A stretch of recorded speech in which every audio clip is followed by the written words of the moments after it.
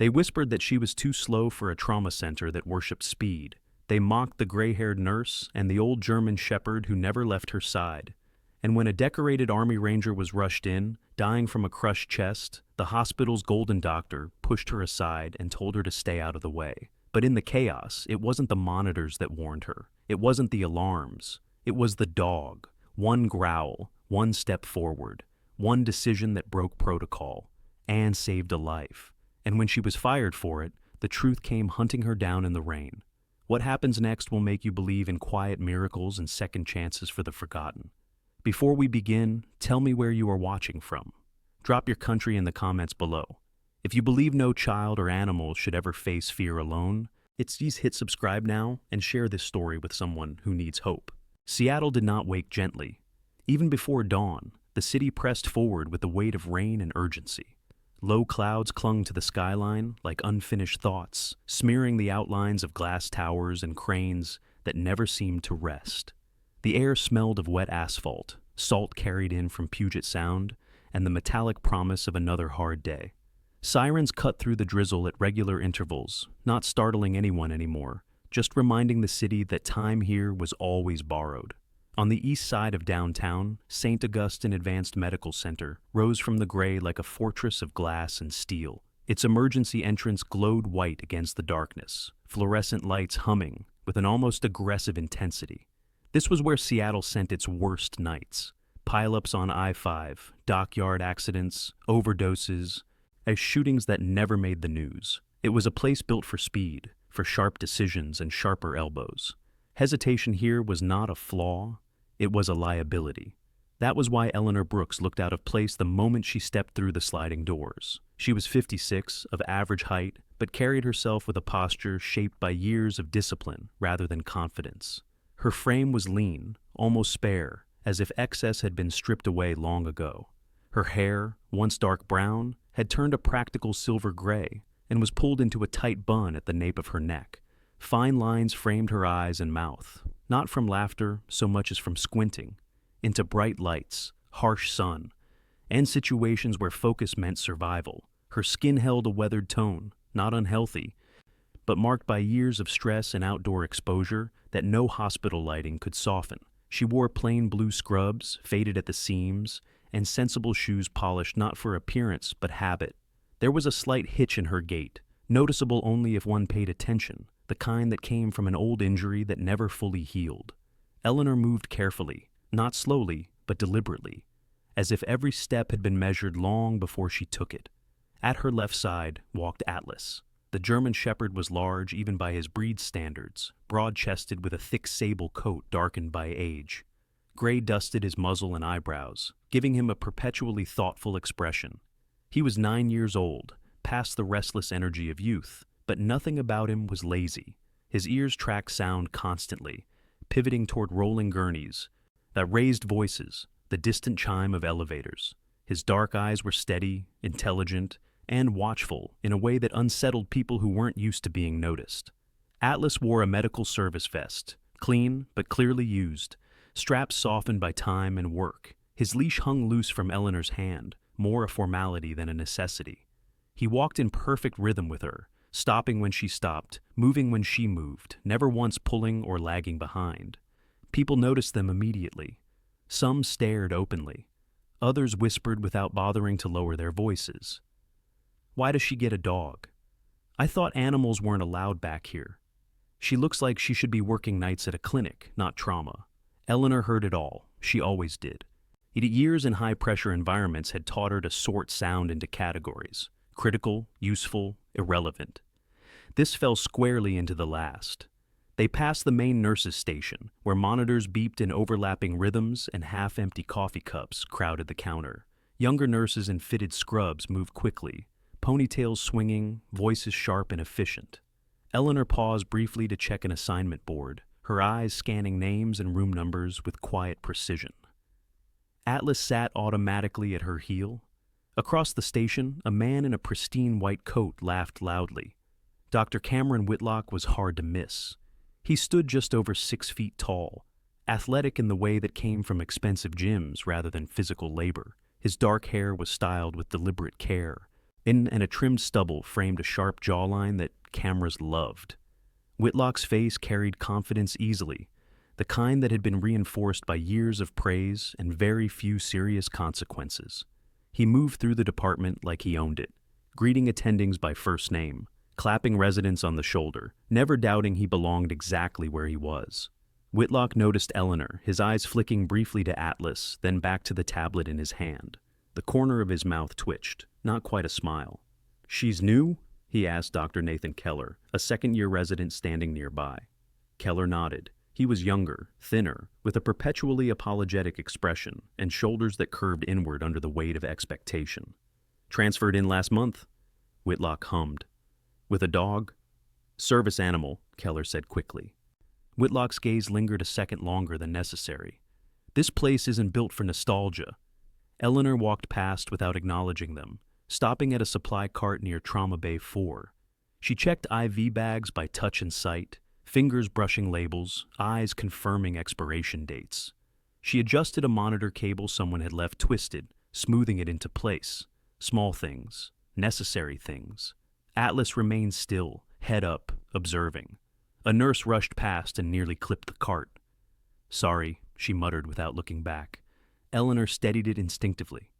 "All right," she said quietly, more to the equipment than the woman. The rhythm of the hospital pressed on around her, indifferent and relentless. Overhead lights buzzed faintly. A trauma pager chirped somewhere down the hall. Outside, rain streaked the windows in uneven lines. This was not Eleanor's first day at St. Augustine. It was not even her hardest. But something about the air that morning felt sharpened, as if the city itself were leaning forward, waiting. Atlas felt it too. He shifted slightly, ears angling toward the ambulance bay.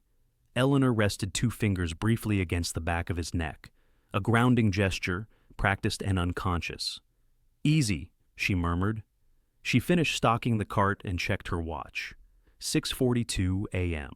Shift change had just ended. The real work was about to begin. Across the room, Whitlock raised his voice again, joking with a pair of interns. His laughter cut cleanly through the noise, confident and unbothered. Eleanor didn't look at him. She didn't need to. She had learned long ago that places like this mistook volume for authority and speed for skill. She knew how systems worked, how they rewarded appearance and punished patience. She had chosen this anonymity deliberately, traded recognition for quiet, traded command for control over her own hours, her own mind. Atlas rose smoothly as she moved toward the next bay. Neither of them knew it yet, but the city had already decided it would not let them stay invisible for long. Outside, another siren wailed, closer this time, slicing through the rain and echoing off concrete and glass. Seattle never waited, and by the end of the day, neither would the truth. Morning rounds at St. Augustine, Advanced Medical Center, began the way they always did, too fast, too loud, and already convinced they were running out of time. The trauma wing buzzed with overlapping voices, and the scent of burnt coffee drifting from paper cups clutched like lifelines. The city outside was wrapped in its usual gray drizzle, but inside the hospital, the lights were unforgiving, bleaching every face of softness. Eleanor Brooks stood near Trauma Bay 3, tablet tucked under her arm. Atlas settled calmly at her left side. The German Shepherd was nearly 9 years old, his muzzle dusted with gray that mirrored Ellie's hair, his movements slower than in his prime, but still precise. His ears flicked occasionally, tracking sound the way some people tracked gossip. He ignored the glances and the whispers. One Atlas had learned long ago that most noise wasn't worth answering. Across the bay, Dr. Cameron Whitlock finished scrubbing in, water cascading over his forearms. He was tall, just over 6 feet, with a lean build shaped by expensive gym memberships rather than hard labor. His dark hair was always styled just enough to look effortless, and his jaw carried the faint shadow of a beard he kept deliberately trimmed, as signaling masculinity without mess. Whitlock smiled easily, the kind of smile that worked well in the interviews and donor galas. It faltered only when he was challenged. He dried his hands and glanced toward Ellie, then toward Atlas, irritation flickering briefly across his face before he smoothed it away. "She's still here?" Whitlock muttered to Dr. Nathan Keller, a second-year resident standing nearby. Keller was younger, thinner, his lab coat hanging awkwardly on narrow shoulders. He had kind eyes but lacked confidence. the sort of man who'd excelled in textbooks but froze when theory turned into blood. He followed Whitlock the way ducklings followed a lead bird, eager and unsure. "She's assigned to this wing," Keller said quietly. "Administration cleared the dog, too. A DA compliance." Whitlock scoffed. "Compliance doesn't equal competence." He raised his voice just enough for it to carry. "Ms. Brooks, right? Eleanor?" Ellie looked up, her expression neutral. "Yes, doctor." Whitlock's gaze lingered on Atlas. "Your dog? He always this close to sterile areas?" Atlas didn't move. His eyes met Whitlock's, dark and unblinking. "He's trained to maintain position unless I move," Ellie replied. "He won't interfere." Whitlock smiled thinly. "We'll see." The comment drew a few snickers from passing staff. Ellie returned her attention to the chart, unwilling to waste breath. Atlas exhaled softly, the faintest huff of displeasure. The morning passed with routine admissions, falls, minor collisions, an elderly man with chest pain who turned out to be dehydrated and frightened more than anything else. Ellie handled each case with the same steady rhythm, noting details others skimmed past. A tremor in a hand that wasn't anxiety. A bruise that told a different story than the patient's words. She asked questions softly, listened closely, and adjusted care accordingly. Whitlock noticed? He noticed because it annoyed him. During a lull, he leaned against the central desk, tapping his phone. "I give her a month," he said casually, loud enough for several residents to hear. "Honestly, probably less." "A month?" Keller asked. "Why?" "She's slow," Whitlock said, methodical to the point of hesitation. "Trauma doesn't wait for nostalgia. One real mass casualty, one high-pressure call, and she'll freeze. People like her always do." "What about the dog?" another resident asked, Lena Morales, a sharp-eyed third year with cropped hair and a skeptical tone. Morales was brilliant and blunt, known for speaking her mind even when it cost her favor. She leaned back in her chair, arms crossed. "What about him?" Whitlock said. "He's disciplined," Morales replied. "I've seen military handlers with less control." Whitlock chuckled. "This is Seattle General, not a battlefield." Ellie passed behind them just then, Atlas rising smoothly to follow. She didn't break stride, but Morales caught the slight tightening of Ellie's jaw, the way her shoulders squared, not defensively, but reflexively, like a soldier bracing against wind. Morales watched her go, thoughtful. The bet happened over lunch. Whitlock sat with two attending physicians and a pair of residents at the cafeteria table closest to the windows. Outside, rain streaked the glass like restless fingers. "I'll put 1,000 on it," Whitlock said, spearing a piece of grilled chicken. "She won't last the quarter." One of the attendings, Dr. Harold Price, raised an eyebrow. Price was in his late 50s, heavy-set, his beard peppered with gray. He'd been practicing medicine long enough to recognize patterns and mistakes. "That's a bold assumption." "Experience," Whitlock replied smoothly. "I've seen it before. Older nurses transferred from slower facilities. They get overwhelmed." Price studied him for a moment. "Yes, or they adapt." Whitlock smiled. "We'll find out." Word spread faster than Ellie expected. By mid-afternoon, the energy around her had shifted. Not openly hostile, but sharpened, watchful. People noticed her timing, counted her steps, waited for missteps that never came. Atlas felt it too. His posture tightened, muscles coiled under his thick coat. Ellie brushed her fingers briefly along his neck. A silent reassurance. "You're okay," she murmured. "We're okay." Late in the day, an elderly woman named Margaret Hale was wheeled in from the ER, short of breath and frightened. Her husband hovered nearby, wringing his hands. The monitors beeped erratically, and a junior nurse struggled to place an IV, hands shaking. Ellie stepped in gently. "May I?" The nurse nodded gratefully. Ellie's movements were unhurried but exact. The IV slid in smoothly. Margaret's breathing eased as Ellie adjusted her position, raised the bed slightly, and spoke to her in a calm, low voice about her garden, about roses that survived rain. Atlas lay at the foot of the bed, still as stone. Whitlock watched from the doorway, frowning despite himself. The room settled under Ellie's presence, tension draining like water through an open valve. No heroics, no theatrics, just results. That night, as Ellie walked to the locker room, Morales caught up with her.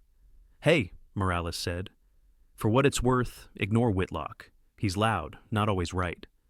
Ellie offered a small smile. "I've worked with louder." Morales glanced at Atlas. "Nice dog."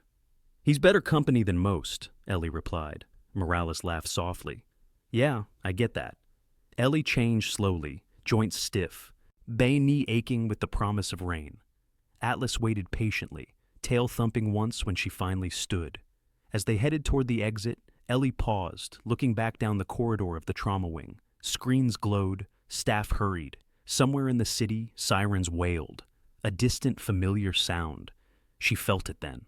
Not fear, not dread. A knowing. Something was coming. Atlas lifted his head, ears pricked, gaze fixed toward the ambulance bay as if he sensed it too. Ellie rested a hand on his shoulder. "Tomorrow," she whispered. And somewhere between the hum of fluorescent lights and the waiting dark beyond the doors, the hospital held its breath. That's morning rounds at St. Augustine.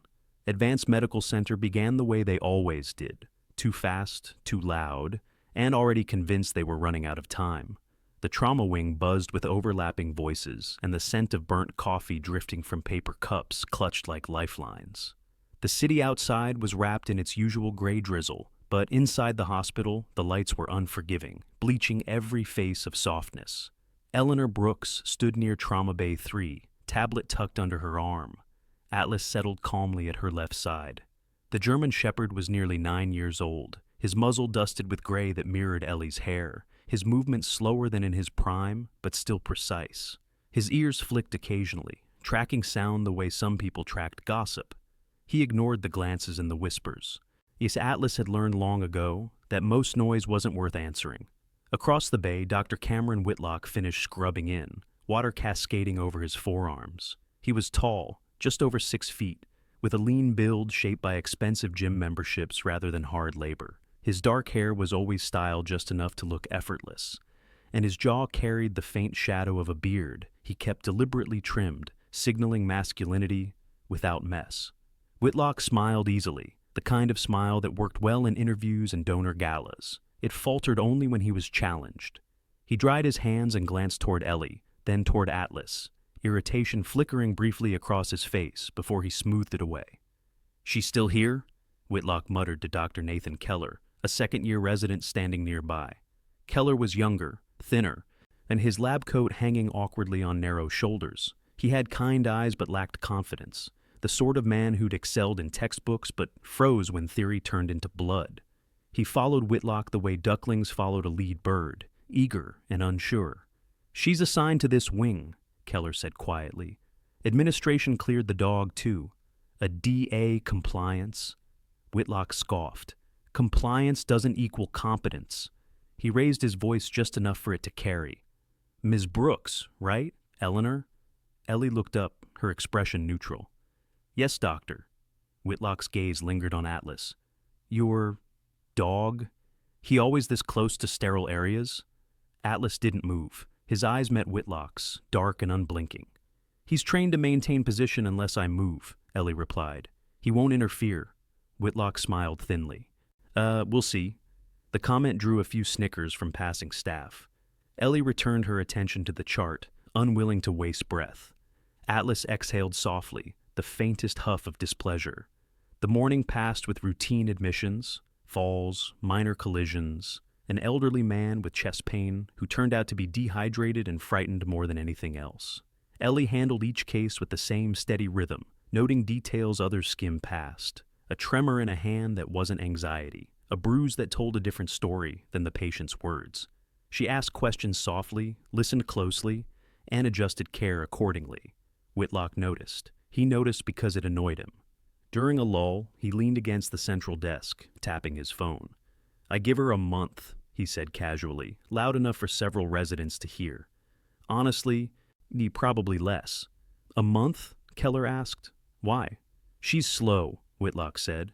"Methodical to the point of hesitation. Trauma doesn't wait for nostalgia. One real mass casualty, one high-pressure call, and she'll freeze. People like her always do." "What about the dog?"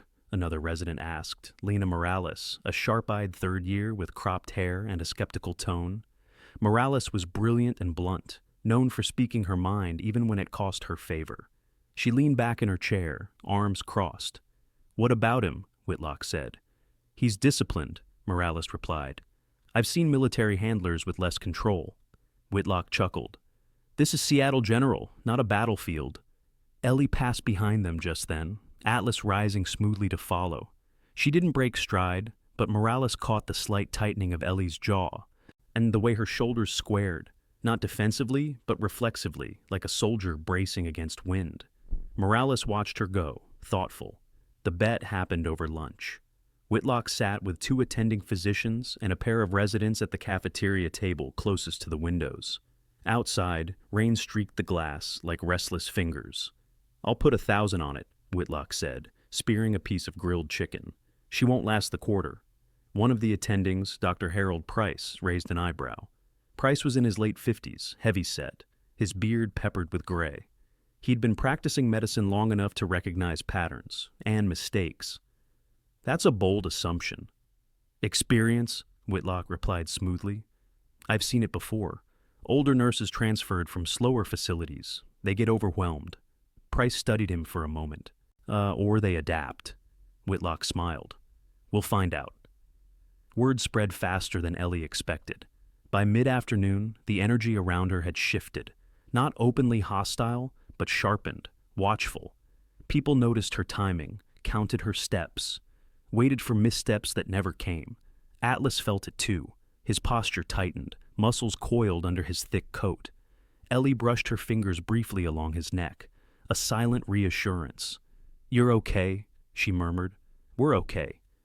Late in the day, an elderly woman named Margaret Hale was wheeled in from the ER, short of breath and frightened. Her husband hovered nearby, wringing his hands. The monitors beeped erratically, and a junior nurse struggled to place an IV, hands shaking. Ellie stepped in gently. "May I?" The nurse nodded gratefully. Ellie's movements were unhurried but exact. The IV slid in smoothly. Margaret's breathing eased as Ellie adjusted her position, raised the bed slightly, and spoke to her in a calm, low voice about her garden, about roses that survived rain. Atlas lay at the foot of the bed, still as stone. Whitlock watched from the doorway, frowning despite himself. The room settled under Ellie's presence, tension draining like water through an open valve. No heroics, no theatrics. Just results. That night, as Ellie walked to the locker room, Morales caught up with her. "Hey," Morales said. "For what it's worth, ignore Whitlock. He's loud, not always right." Ellie offered a small smile. "I've worked with louder." Morales glanced at Atlas. "Nice dog." "He's better company than most," Ellie replied. Morales laughed softly. "Yeah, I get that." Ellie changed slowly, joints stiff, knee aching with the promise of rain.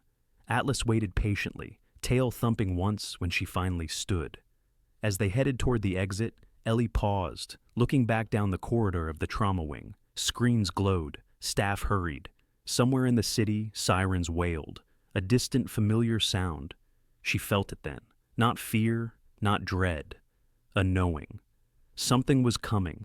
Atlas lifted his head, ears pricked, gaze fixed toward the ambulance bay as if he sensed it too. Ellie rested a hand on his shoulder. "Tomorrow," she whispered. And somewhere between the hum of fluorescent lights and the waiting dark beyond the doors, the hospital held its breath. The operating room doors sealed with a muted thud, cutting off the noise of the trauma bay like a guillotine. Inside, the air was colder, cleaner, stripped of chaos and reduced to procedure. Major Daniel Cross was wheeled toward surgery too, his breathing steadier now, the worst moment behind him. But not forgotten. Eleanor Brooks remained where she was for a beat too long. The adrenaline ebbed, leaving behind the familiar ache in her knee and a dull pressure behind her eyes. Atlas stood close, shoulder brushing her leg, a quiet anchor amid the shifting energy. Around them, staff resumed their roles, voices carefully neutral, movements more restrained than before. No one celebrated, no one thanked her. They simply worked around the thing that had just happened, as hospitals often did. Dr. Cameron Whitlock broke the silence. "Nah, that was unauthorized," he said, his voice controlled but sharp, like a blade sheathed too quickly. He stood near the sink, pulling off his gloves, jaw tight beneath the fluorescent lights. You directly interfered with a critical intervention. Ellie turned to face him. Her expression was calm, almost weary. I performed a life-saving procedure. You're a nurse, Whitlock snapped. Not a physician. You do not make that call. Dr. Lena Morales lingered nearby, arms crossed, eyes flicking between them. She didn't speak, but the tension in her posture suggested she was ready to. Whitlock continued, louder now. You endangered that patient, and you used your dog to obstruct a physician. Atlas's ears flicked at the raised voices, but he remained still. Ellie didn't raise her voice. Atlas didn't obstruct you. He held position. Whitlock laughed once, incredulous. This isn't a kennel. This is a level 1 trauma center. And that man would be dead, Ellie said evenly, if we'd waited another 30 seconds. Morales finally spoke. She's not wrong. Whitlock's head snapped toward her. Excuse me? She called it before the monitor did, Morales said. And she was right. Whitlock stared at her, disbelief etched across his face. Then something colder settled in. That's not the point. The point, Ellie realized, wasn't medicine. It was hierarchy. Whitlock turned away, already reaching for his phone. Administration will hear about this. Ellie nodded once. I expect they will. An hour later, Major Cross was in surgery, stable. The immediate crisis had passed, but the hospital hadn't relaxed. Whispers followed Ellie down the hall now, not mocking, not amused, but uneasy. The story had spread quickly, distorted with each retelling. She shoved Whitlock. The dog growled at him. She went rogue. Ellie changed out of her blood-spotted scrubs in silence. Atlas waited, tail resting on the floor, eyes tracking the door. When she emerged, she clipped on his leash and headed for the break room, hoping for coffee and a moment to sit. She didn't make it. 2 security officers stood outside the administrative wing, broad-shouldered men in Navy uniforms. One of them, Mark Delaney, was familiar. Late 40s, close-cropped hair, the weary eyes of someone who'd seen too much conflict to enjoy enforcing it. The other was younger, tense, hands hovering near his belt. Ms. Brooks, Delaney said gently. They want to see you. Ellie nodded. Das now? Yes, ma'am. Atlas glanced up at her, questioning. She rested a hand briefly on his head. Stay close. The conference room smelled of polished wood and expensive cologne. At the far end of the table sat Elaine Porter, Chief Operating Officer of St. Augustine, impeccably dressed, posture rigid. Beside her was Dr. Raymond Holt, Medical Director, thin, silver-haired, eyes calculating. Whitlock sat opposite them, jacket already on, as if prepared to leave the room victorious. Eleanor Brooks, Porter began, voice smooth and practiced. Please sit. Ellie remained standing. I'd prefer not to. Porter's lips tightened. Very well. Let's be clear. Tonight, you acted outside your scope of practice. I acted within my training, Ellie replied. Needle decompression is a recognized emergency intervention. By physicians, Holt interjected. Ellie met his gaze. By qualified clinicians, which I am. Whitlock leaned forward. She physically blocked me, he said, and used her dog to intimidate me. That's workplace violence. Atlas shifted, sensing the change. Delaney subtly stepped closer, eyes on the dog. Ellie's voice stayed level. I blocked you from delaying care. Atlas followed a hold command. There was no aggression. Porter folded her hands. Regardless, your behavior exposed this hospital to liability. Major Cross is a high-profile patient. Military, media interest, we cannot afford deviations from protocol. Holt nodded. Intentions aside, you undermined the attending physician. The word undermined hung heavy in the room. Ellie inhaled slowly. He missed a tension pneumothorax. Whitlock's face flushed. That's a matter of interpretation. No, Ellie said quietly. It's a matter of physiology. Silence followed. Porter exchanged a glance with Holt, then turned back to Ellie. Effective immediately, your contract with St. Augustine Advanced Medical Center is terminated, for cause. Whitlock didn't bother to hide his satisfaction. Porter continued. Security will escort you off the premises. Your access credentials are revoked. Ellie absorbed the words without flinching. She'd heard worse verdicts in worse places. May I ask one question? She said. Porter hesitated, then nodded. Briefly, when Major Cross wakes up, Ellie asked, eyes on Whitlock, Who will tell him the truth? Whitlock stood abruptly. This meeting is over. Delaney stepped forward. Ms. Brooks? Please. Ellie clipped Atlas's leash, turned, and walked out without another word. Her gait was slower now, the limp more pronounced, but her spine remained straight. Staff watched from doorways as she passed, uncertainty etched on their faces. Morales caught up with her near the elevators. Ellie, this isn't right. Ellie offered a small, tired smile. It rarely is. Will you fight it? Ellie shook her head. I'm tired of fighting. The elevator doors closed. Atlas leaned against her leg, steady and warm. Outside, the rain had intensified, the city lights blurring into streaks of color. Delaney escorted her to the exit, stopping just inside the doors. For what it's worth, he said quietly. You did the right thing. Ellie nodded. I know. She stepped into the night, rain soaking her jacket within seconds. Atlas trotted beside her, the unfazed. At the curb, Ellie paused, looking back at the hospital, a towering glass structure glowing against the dark, impersonal, and immense.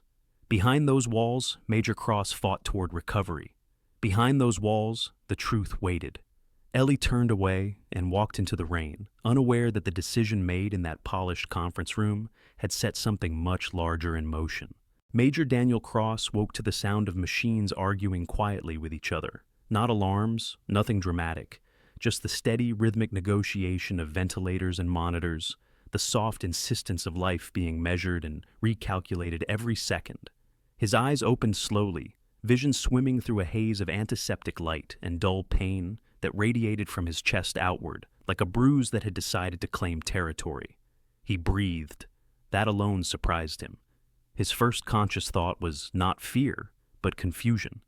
The last thing he remembered clearly was pressure crushing, suffocating pressure, and then air rushing back into his lungs like forgiveness. A face surfaced in his memory. Older, calm, eyes that didn't panic, and a dog. A large one. Where is she? Cross rasped. The nurse at his bedside startled slightly. Emily Carter, that early 30s, brown hair pulled into a loose bun, eyes kind but tired. She'd been on shift for 10 hours already. Easy, Major. You're in recovery. Surgery went well. I know, he said, swallowing past the dryness in his throat. Where is the woman? Emily hesitated. Which woman? The one who fixed my chest, Cross said. His voice was weak, but his gaze was sharp. And the German shepherd. Emily's expression shifted, uncertain, uncomfortable. She glanced toward the door as if checking whether someone might overhear.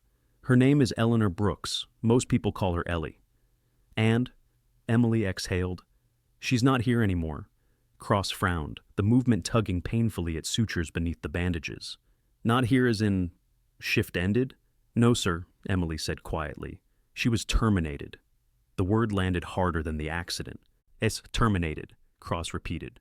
For what? Emily hesitated again, then leaned closer. For violating protocol. Cross stared at the ceiling, jaw tightening beneath his beard. He was 38, built like someone who'd spent his adult life carrying weight, packs, weapons, responsibility. His beard was thick and uneven now, grown out during deployment, hiding a scar that cut along his jawline from an explosion years earlier. He'd nearly died 3 times before tonight. He knew the difference between recklessness and decisive action. She saved my life, he said flatly. Emily nodded. I know. A muscle jumped in Cross's cheek. Get me the attending. Minutes later, Dr. Cameron Whitlock entered the room, posture composed, white coat pristine. He wore concern well. It was part of his training, part of his image. He smiled, careful and controlled.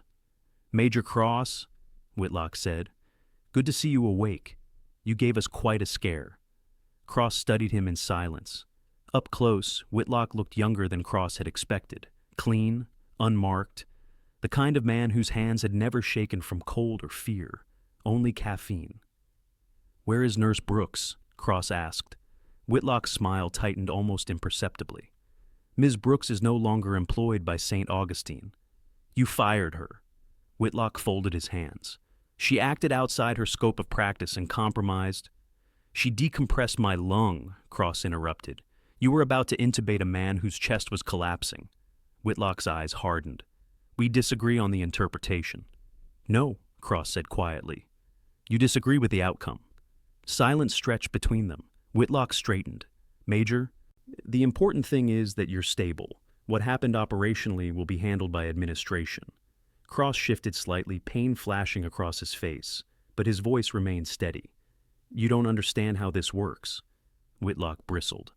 I understand medicine. Cross met his gaze. I understand chains of command and accountability.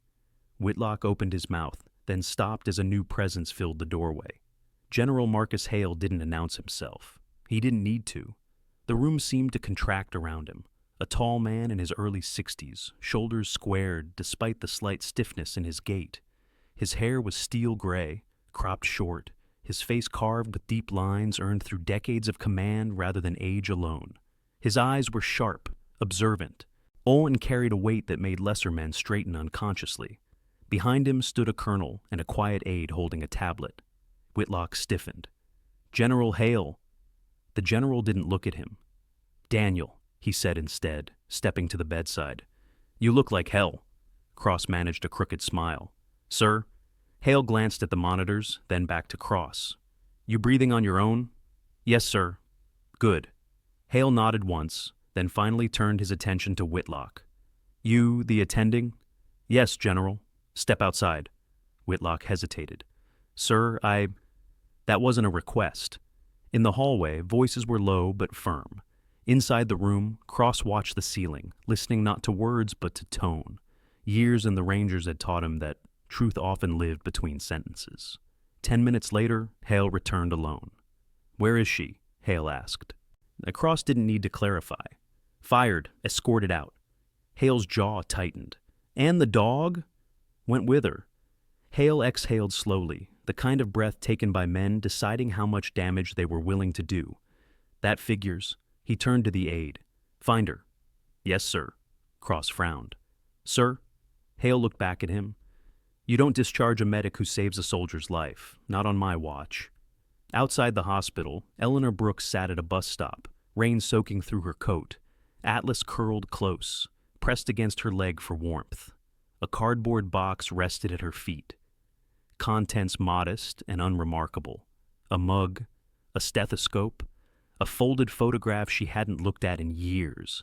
She didn't know yet that the wrong man had asked the wrong question, and that the answer was already on its way. The city bus hissed as it pulled away from the curb, taillights dissolving into the rain-soaked dark. Eleanor Brooks stood under the narrow awning of the shelter, water dripping steadily from the hem of her coat. Atlas remained pressed against her leg, his body a solid, quiet weight that kept the night from swallowing her whole. She hadn't planned where to go. After years of routine, apartment, hospital, grocery store, the sudden absence of direction felt heavier than the cardboard box at her feet. Inside it lay the small, ordinary pieces of a life that had never asked to be noticed. A chipped ceramic mug, her stethoscope, a folded photo of a younger woman in desert fatigues beside a younger dog, both of them squinting into merciless sun. Ellie closed her eyes briefly. You did good, she murmured, more to Atlas than to herself. Atlas lifted his head, ears twitching. He didn't understand words the way humans did, but he understood tone. He leaned in closer, resting his chin against her knee. 9 years old. Slower now. A faint stiffness in his hips on cold nights like this one. But his eyes were still sharp, still searching, still unwilling to abandon his post. The rain intensified, drumming against the metal roof. Ellie adjusted her grip on the leash and glanced down the street, considering whether to walk the remaining mile home. Her knee throbbed, a deep, familiar ache that pulsed in time with her heartbeat. She exhaled, bracing herself. Then Atlas stiffened, not the casual alertness he carried in the public places, but something deeper. His ears pricked sharply forward, his gaze locked onto the far end of the street. Ellie followed his line of sight. At first, she saw only headlights, too many of them, too bright, cutting through the rain with deliberate purpose.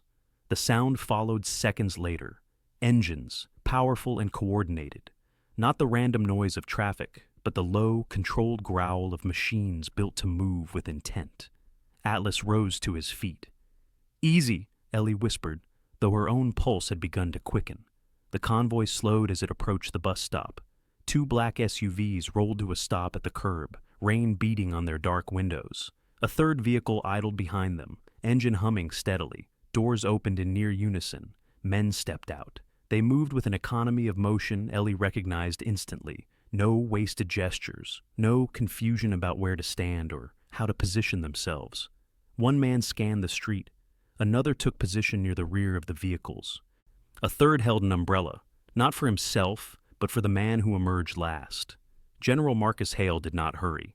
He stepped onto the wet pavement with measured care, his posture straight despite the stiffness in his left leg.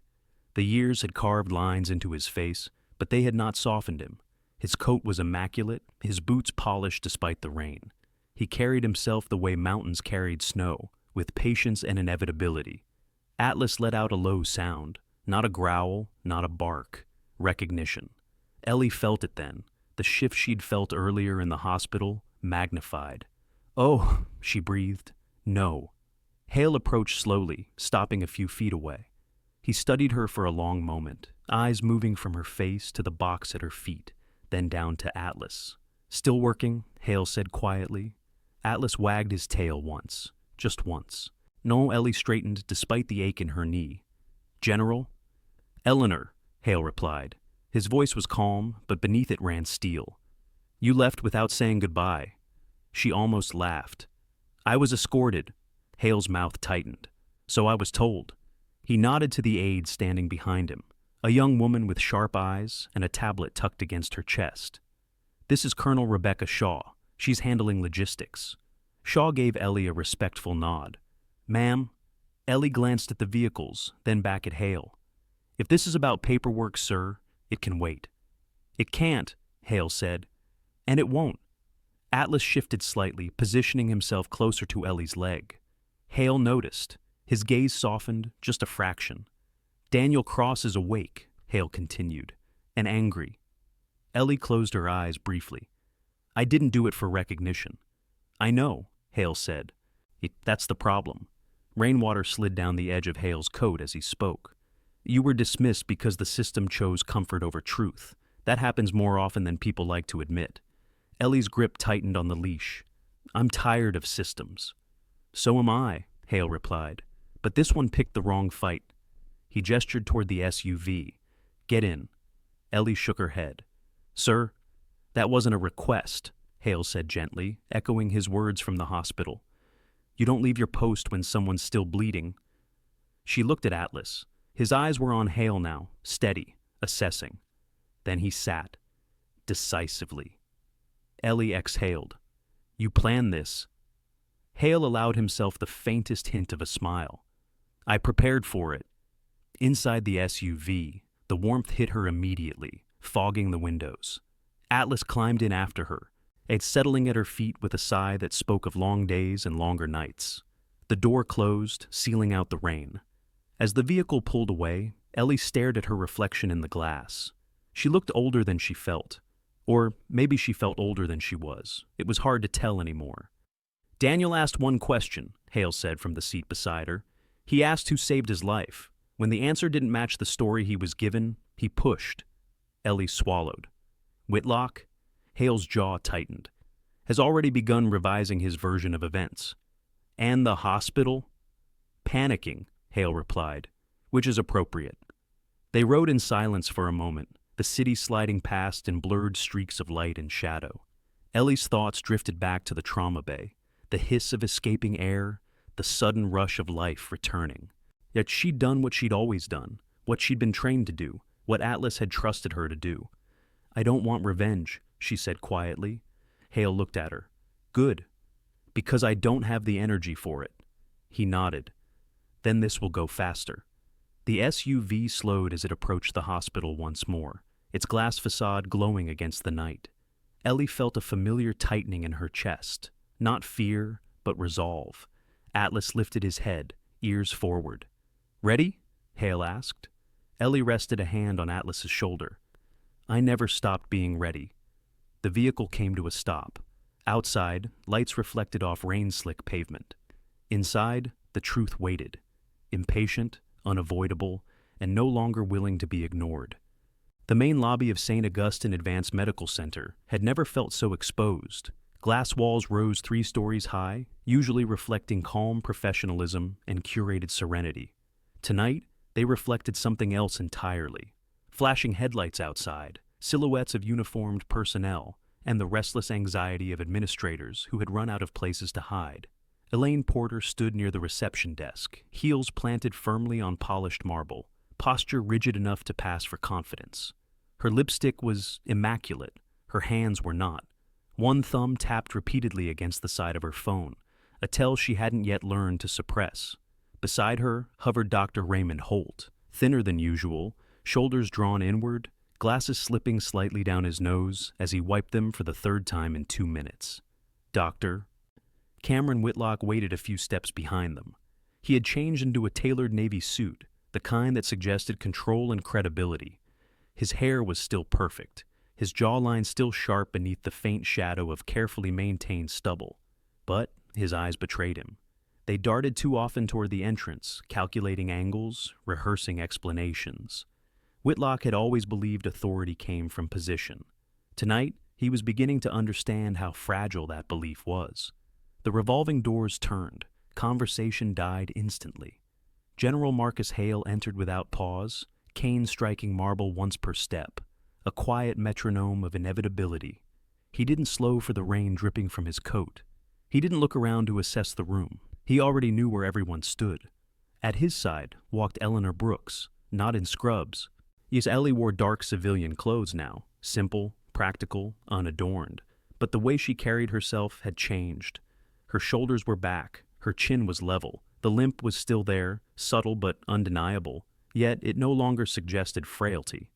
It suggested history. Atlas walked beside her, service vest fastened, head high, eyes scanning the room with deliberate calm. Every nurse on duty noticed. So did every resident. Whispers rippled through the lobby like a passing current. Not mockery this time, recognition. Porter stepped forward quickly. General Hale, thank you for coming on such short notice.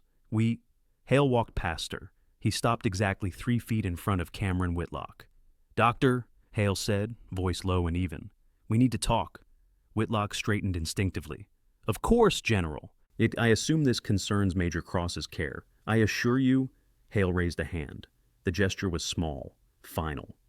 Before we begin, Hale said, I'd like everyone to listen, because we're done with private versions of events.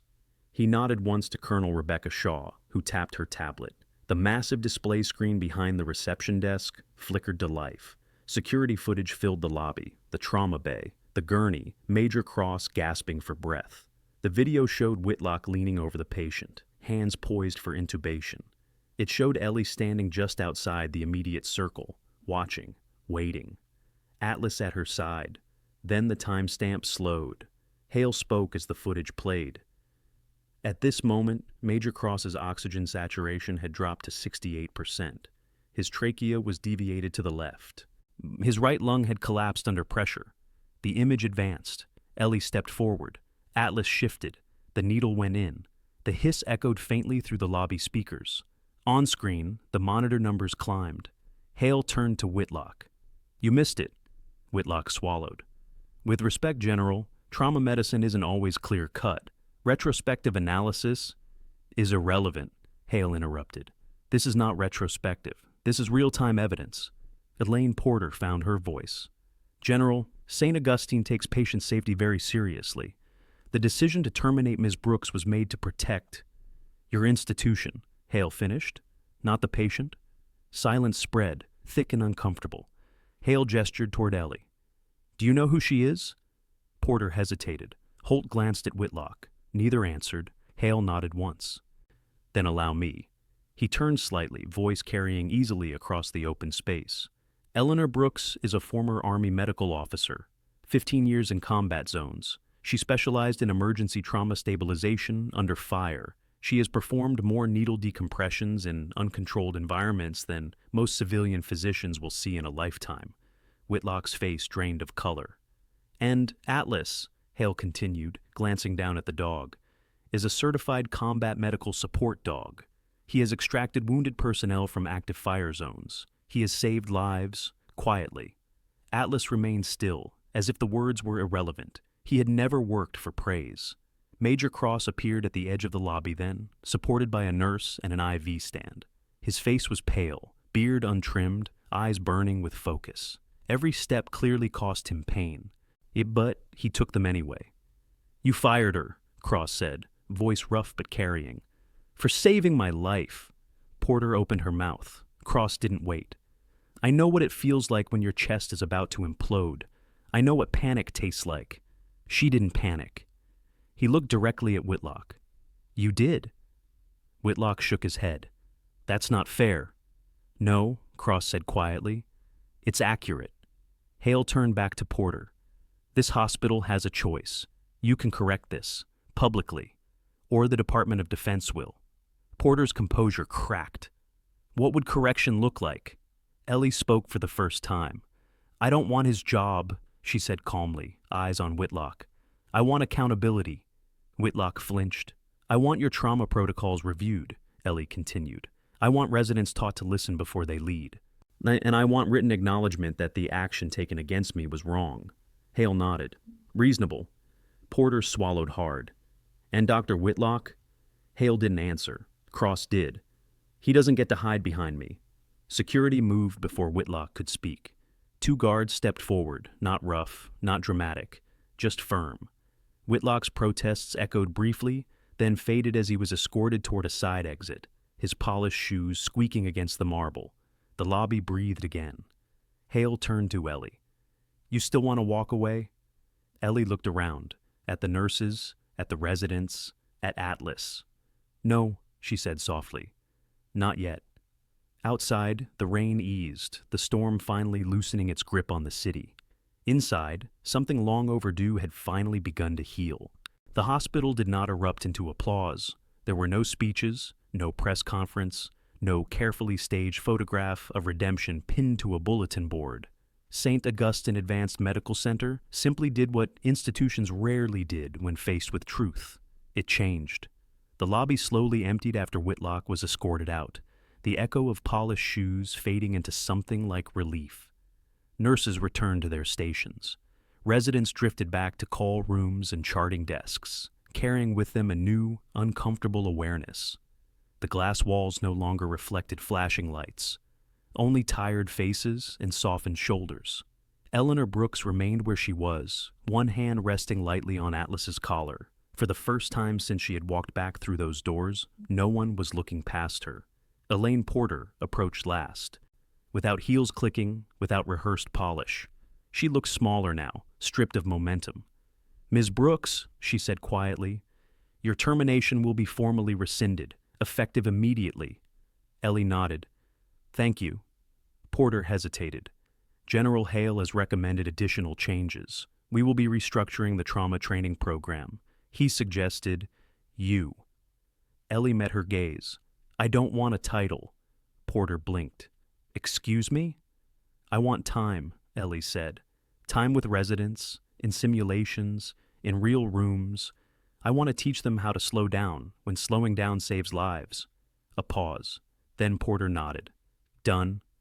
Atlas shifted, leaning into Ellie's leg as if in agreement. Major Daniel Cross was wheeled closer, settling into a chair at the edge of the lobby. He looked exhausted now that adrenaline no longer carried him, skin pale, eyes ringed with shadows, but his posture remained stubbornly upright. "You didn't have to come back," he said. Ellie smiled faintly. "Neither did you." Cross huffed a quiet laugh, then winced. "Fair." He studied Atlas, who sat calmly at Ellie's side, tail curled neatly around his paws. "He stayed with me," Cross said, "in recovery, wouldn't leave the door." Atlas flicked an ear, unbothered by the praise. Cross swallowed. "I owe you both." Ellie shook her head. "No, you lived. That's the end of the transaction." General Hale watched the exchange from a distance, cane resting against his palm. When Ellie finally turned toward him, he nodded once. Approval, not command. "You staying?" he asked. "For now," Ellie replied.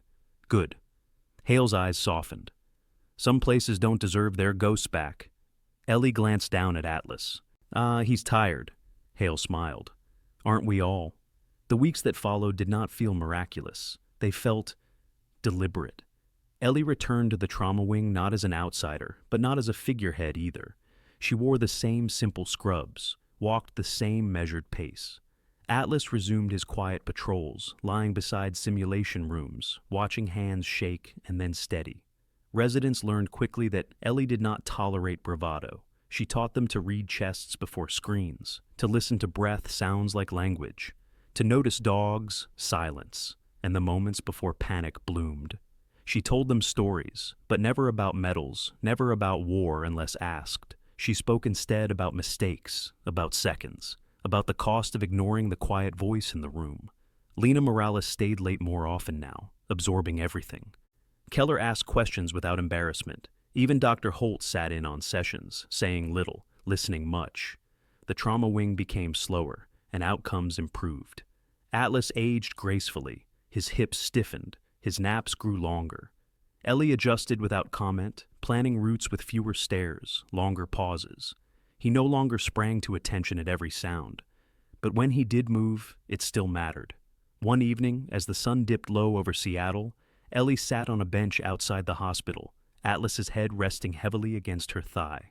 The rain had finally given way to a rare, clear sky, clouds pulled apart like curtains. "You stayed," she whispered to him. Atlas exhaled, warm and content. Across the street, the city moved on. Buses hissed, people hurried. Somewhere, someone else would be saved tonight by someone no one expected. Ellie thought of all the years she had spent trying to disappear, all the places she had walked quietly through, believing that invisibility was peace. She knew better now. Peace wasn't being unseen. Peace was being done. Inside St. Augustine, a new shift began. A resident paused longer than usual before calling a procedure. A nurse spoke up and was heard. Somewhere between protocol and instinct, a better balance took root. Ellie rose slowly, knee protesting but holding. Atlas followed, steady despite the years. They walked back inside together. Not as legends, not as ghosts, just as what they had always been. Exactly where they were needed. Sometimes, miracles don't arrive with thunder or blinding light. Sometimes they come quietly in the steady hands of someone the world has overlooked, in the watchful eyes of a loyal animal, in the courage to do what is right when no one is watching. God does not always choose the loudest voice in the room. Often he works through the humble, the patient, and the forgotten, through people who keep showing up, even when they are doubted, dismissed, or pushed aside. If you are watching this today feeling unseen, if life has made you believe that your best days are behind you, remember this: God is never finished with a soul that still chooses compassion. In our daily lives, we pass quiet miracles every day: a kind word, a gentle act, a moment of courage, or a hand extended when fear says to turn away. Be that miracle for someone else. And don't ignore the ones who walk quietly beside you. If this story touched your heart, please share it with someone who needs hope. Leave a comment and tell us where you're watching from. We read everyone. And if you believe that faith, kindness, and second chances still matter, subscribe to the channel so you never miss a story like this. May God bless you, protect your loved ones, and guide every step you take, especially on the days when the road feels long and unseen. Thank you for being here.